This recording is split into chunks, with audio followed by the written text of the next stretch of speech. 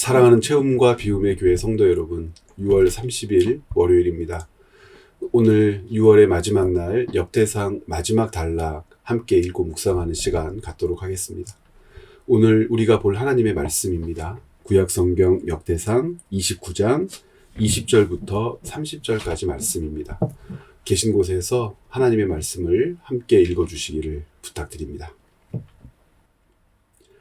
다윗이 온 회중에게 이르되 너희는 너희 하나님 여호와를 송축하라 하매 회중이 그의 조상들의 하나님 여호와를 송축하고 머리를 숙여 여호와 왕에게 절하고 이튿날 여호와께 제사를 드리고 또 여호와께 번제를 드리나 수송아지가 1000마리요 순양이 1000마리요 어린 양이 1000마리요 또 그 전제라. 온 이스라엘을 위하여 풍성한 제물을 드리고 이 날에 무리가 크게 기뻐하여 여호와 앞에서 먹으며 마셨더라. 무리가 다윗의 아들 솔로몬을 다시 왕으로 삼아 기름을 부어 여호와께 돌려 주권자가 되게 하고 사독에게도 기름을 부어 제사장이 되게 하니라. 솔로몬이 여호와께서 주신 왕위에 앉아 아버지 다윗을 이어 왕이 되어 형통하니 온 이스라엘이 그의 명령에 순종하며 모든 방백과 용사와 다윗 왕의 여러 아들들이 솔로몬 왕에게 복종하니 여호와께서 솔로몬을 모든 이스라엘의 목전에서 심히 크게 하시고 또 왕의 위엄을 그에게 주사 그 전 이스라엘 모든 왕보다 뛰어나게 하셨더라. 이새의 아들 다윗이 온 이스라엘의 왕이 되어 이스라엘을 다스린 기간은 40년이라. 헤브론에서 7년 간 다스렸고 예루살렘에서 33년을 다스렸더라. 그가 나이 많아 늙도록 부하고 존귀를 누리다가 죽음에 그의 아들 솔로몬이 대신하여 왕이 되니라. 다윗 왕의 행적은 처음부터 끝까지 선견자 사무엘의 글과 선지자 나단의 글과 선견자 갓의 글에 다 기록되고 또 그의 왕된 일과 그의 권세와 그와 이스라엘과 온 세상 모든 나라의 지난날의 역사가 다 기록되어 있느니라. 아멘. 다윗 왕에게서 솔로몬으로 이양된 왕권이 어떻게 곤고히 다져지며 서가게 되었는지를 기록하면서 역대상 말씀이 마무리됩니다. 이렇게 다윗에게서 솔로몬으로 위임된 것은 왕권뿐만이 아니었죠. 가장 중요한 것은 성전 건축자가 누가 되었느냐. 다윗이 원했지만 하나님께서는 다윗의 건축을 거절하시고 솔로몬을 통하여 하나님의 성전 건축하기를 원하셨습니다. 다윗이 그것을 받아들이고 순종하고 솔로몬이 성전을 건축할 수 있도록 그의 마지막 생애를 성전 건축 작업을 준비하는 데에 쏟아붓습니다. 우리는 그 과정을 지난 시간들을 통해서 꼼꼼하게 읽어왔습니다. 얼마나 철저하게 준비해 왔는지. 다윗은 성전이 건축되기 전부터 성전에서 수종들, 레위인들을 준비했었고 성전 건축 과정에서 솔로몬이 어려움을 겪지 않도록 수많은 물자들, 필요한 것들을 체크해 가면서 가득가득 창고에 쟁여놓아 성전 건축에 사용되도록 모든 것을 준비해 놓았었죠. 그리고 나서 왕권을 이양하고 이제 역사의 뒤안길로 사라집니다. 그런데 우리가 이 다윗과 솔로몬으로 이어지는 왕권과 성전 건축의 과정을 보면서 생각해 보아야 할 것이 있습니다. 역대상의 마지막 부분 28장과 29장만 읽어보면 아무 일 없이 편안하게 성전 건축 과정이 다윗에게서 솔로몬으로 위임되고 왕권 역시도 다윗에게서 솔로몬으로 위임됐구나 하고 생각할 수 있을 겁니다. 그런데 실제 역사는 그렇지 않죠. 오늘 말씀의 마지막 단락에서 확인했던 것처럼 사무엘의 글, 나단의 글, 갓의 글 이런 당시의 역사가 아마도 가까운 시일 안에 열왕기 상하라고 하는 말씀으로 기록되었을 것인데 역대 상하 말씀보다 한참 전, 그래도 당시의 역사를 가장 빠르게 기록했다고 여겨지는 열왕기 상하의 말씀을 읽어보면, 특별히 열왕기상 1장과 2장의 말씀을 읽어보면 다윗에게서 솔로몬으로 이 왕권이 편안하게 이양되지 않았다는 것을 알고 있죠. 다윗은 마지막에 움직일 힘조차 없어서 수냄 여자, 동료였던 아비삭의 도움을 받았다고 되어 있고, 다윗의 인준, 그리고 여러 장로들의 인준 절차를 거치지 않고 아들 아도니아가 왕위를 찬탈하기 위하여 쿠데타를 모의하고 마치 왕 된 것처럼 행동했던 일을 알고 있습니다. 이 과정에서 솔로몬의 어머니였던 밧세바, 그리고 나단 선지자가 얼마나 긴밀하게 움직이면서 아도니아를 저지시키고 아들 솔로몬을 왕좌에 올리려고 했는지 그 과정 역시도 긴박하게 기록되어 있습니다. 그렇게만 마무리된 것들이 아니죠. 나라가 둘로 나뉘어서 다투었어요. 나라가 둘로 나뉘어서 다퉜다는 건 오늘 말씀에 보면은 솔로몬을 왕위에 앉혔을 뿐만 아니라 제사장 사독에게도 기름을 부어 왕위에 앉혔다고 하는데, 제사장의 권위를 사독이 이어받았다, 자연스럽게 이어받았다라고 하는 기록이 아니고 사독 이전에 아비아달 제사장이 더 큰 권한을 가지고 종교 권력을 장악하고 있었죠. 그런데 이 아비아달은 다윗의 다른 아들이었던 왕위 계승 서열에서 솔로몬보다 앞섰던 아도니아를 지지하고 아도니아를 밀고 있었단 말입니다. 그런데 전세가 뒤집어지죠. 밧세바와 나단, 그리고 다윗의 삼각 편대가 솔로몬을 왕위에 앉히고, 그 결과 아비아달은 제사장 직무에서 배제되고 귀양을 가게 됩니다. 그 자리를 오늘 말씀에 기록된 사독이 차지하게 되었다고 되어 있습니다. 나라가 양분된 거예요. 굉장히 힘든 과정을 거쳐서 솔로몬은 왕위에 오릅니다. 그런데 한 가지 비밀이 더 있습니다. 우리가 어제 주일날 말씀을 통해서 다시라고 하는 주제로 다윗과 솔로몬의 왕위 계승을 살펴보았었는데, 오늘 말씀 기록을 다시 보시기를 바랍니다. 22절이죠. 이 날에 무리가 크게 기뻐하여 여호와 앞에서 먹으며 마셨더라. 이 날은 왕위가 위임되고 성전 건축 과정이 이제 시작될 그 즈음, 모든 것이 준비되었음을 권고히 하고 선포하고 나서 이제 일어난 일들 아니겠습니까? 다윗의 아들 솔로몬을 다시 왕으로 삼아 기름을 부어 여호와께 돌려 주권자가 되게 하고 사독에게도 기름을 부어 제사장이 되게 하니라. 이게 무슨 표현입니까? 다윗의 아들 솔로몬을 다시 왕으로 삼았다. 이게 지금 두 번째 기름 부음을 했다라고 하는 장면입니다. 무슨 뜻이냐면 조금 전에 열왕기상 1장과 2장 굉장히 긴밀하게 돌아가는 과정들을 우리가 봤다고 했습니다. 다윗은 솔로몬을 왕으로 지목한 다음에 어떤 일도 했냐면 다윗의 정적을 솔로몬이 없애야 한다고 조언하기도 하지요. 스루야의 아들들, 요압 가문을 이야기하는 것인데, 그렇게 긴밀하게 돌아가는 과정에서 아도니아가 먼저 왕좌에 올랐다고 선언하게 되자 솔로몬도 급하게 왕이 되었음을 천명하죠. 천명한다라고 하는 것이 거창하지만 어찌 되었건 솔로몬에게도 기름을 부어 이 솔로몬이 다윗을 이은 왕이다라고 하는 선언을 하게 됩니다.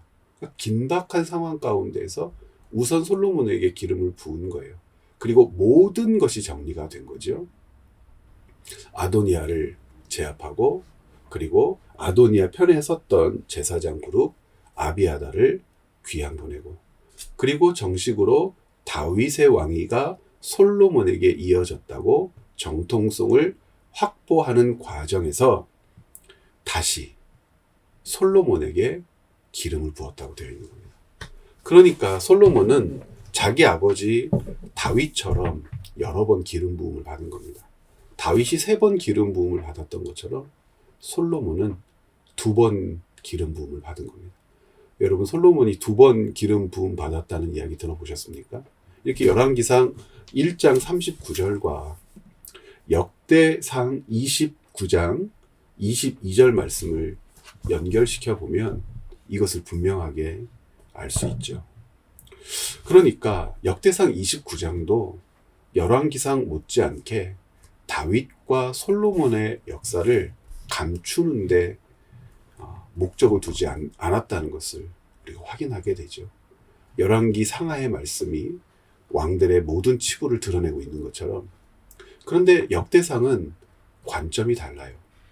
어떤 관점으로 그들의 역사를 보게 하냐면, 바벨론 포로에서 돌아왔던 이스라엘 백성들, 성전을 건축한 후에도 하나님의 영광의 임재를 고백하지 못했던 이스라엘 백성들, 그렇게 자포자기하는 심정으로 페르시아의 지배 아래 신음하고 있었던 이스라엘 백성들, 그들에게 다윗이 다시 시작했던 것처럼, 솔로몬에게 다시 기름을 부었던 것처럼 어떤 과정들이 이 두 사람에게는 있었습니까? 다윗은 그가 자기의 역사를 만들어 가려 했던 오류를 범합니다. 솔로몬은 스스로 왕위에 오를 만한 힘과 자격이 없었어요. 솔로몬을 다음 왕으로 지목한 사람은 그의 어머니와 나단 선지자, 그리고 사독 제사장 정도였을 겁니다.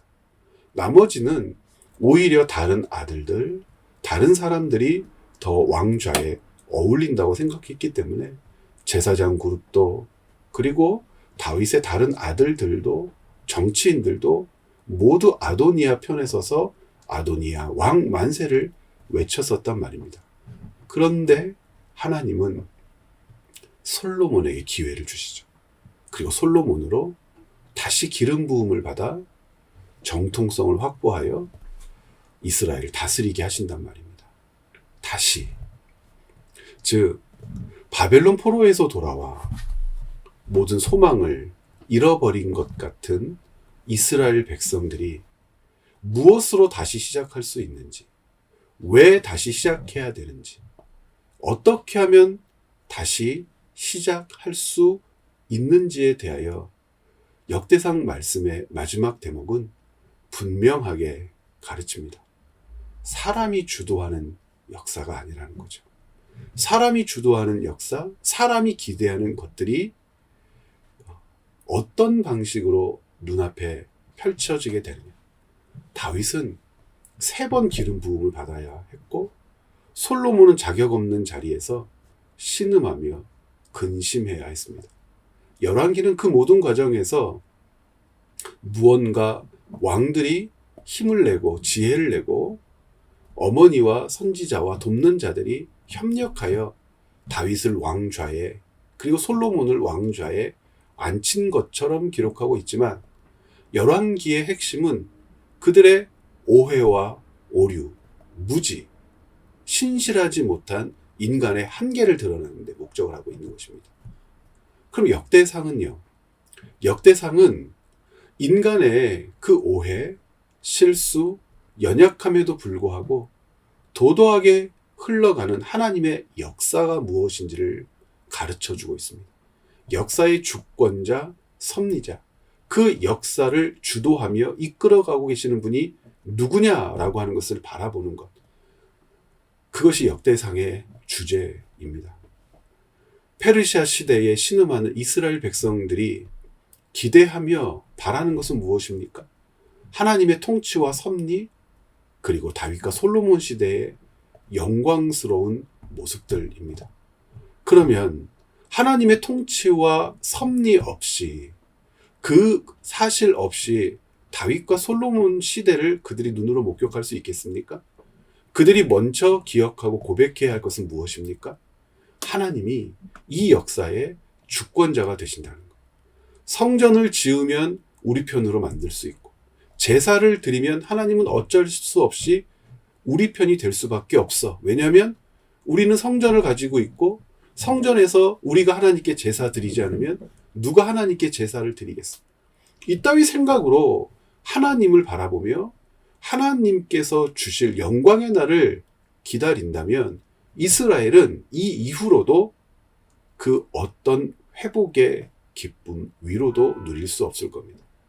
그런데 이스라엘이 다윗과 솔로몬의 그 위임의 과정과 그 어렵고 고통스러웠던 모든 상황들 속에서도 하나님이 하나님의 일을 하시며 하나님의 언약을 이루어 가셨다는 것, 그것을 보고 깨닫고 하나님을 의지하며 바라보며 자신들의 삶을 하나님께 내어 맡긴다면 3번 기름 부음 받는 과정에서 다윗의 실수에도 불구하고 결국 그의 말년, 역대상에 기록된 아름답고 찬란한 인생의 마지막을 주님과 함께 보냈던 다윗처럼, 그리고 정통성을 확보하여 온 이스라엘의 통치자로 등극했던 솔로몬처럼 역대상 시대에 바벨론 포로 이후에 예루살렘으로 돌아온 이스라엘 공동체도 하나님이 주시는 격려와 위로, 하나님이 주도해 가시는 역사의 능력을 살아내게 될 거라는 것이 이 역대상 말씀이 가르쳐주는 마지막 결론입니다. 사랑하는 여러분, 어제 말씀을 주일날 말씀을 통해서 함께 확인했던 것처럼 다윗과 같은, 솔로몬과 같은 우리, 그렇게 고백했을 때 어떤 영광스러운 통치자, 지혜로운 왕을 이야기하는 게 아닙니다.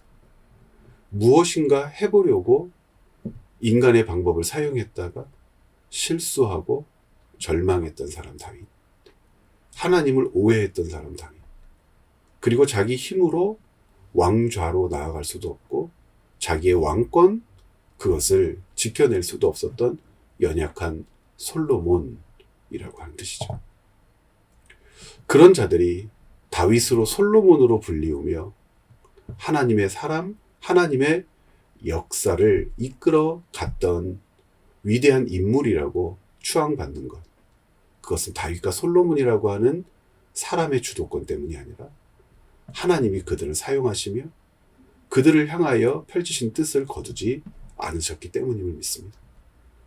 이 사실을 믿는 사람이 다시 시작할 수 있는 겁니다. 정비하십시오. 그리고 돌아보십시오. 우리를 누가 붙들고 계시는지, 내 인생의 주권을 누가 쥐고 계시는지, 그 하나님이 우리를 위하여 지금 무엇을 하고 계시는지 기대하며 바라보시기를 부탁드립니다. 그때 여러분에게 하나님께서 일을 하고 계신다는 사실을 보게 하실 겁니다. 또 우리가 목격할 수 있게 될 겁니다. 그렇게 하나님과 동행하는 여러분들 되시기를 바라고요. 6월의 마지막 날, 오늘 귀하게 보내시기를 부탁드립니다. 오늘 여러분 역대상 말씀을 마무리하면서 역대상 말씀을 떠올리면서 하나님 앞에 기도하시기를 부탁드립니다. 포로 공동체가 소망 없는 지경에 있을 때에 역대상 말씀을 통하여 위로해 주신 하나님, 혹 제가 실망하고 소망 없는 지경에 제 삶을 하찮다 여기고 있지는 않습니까?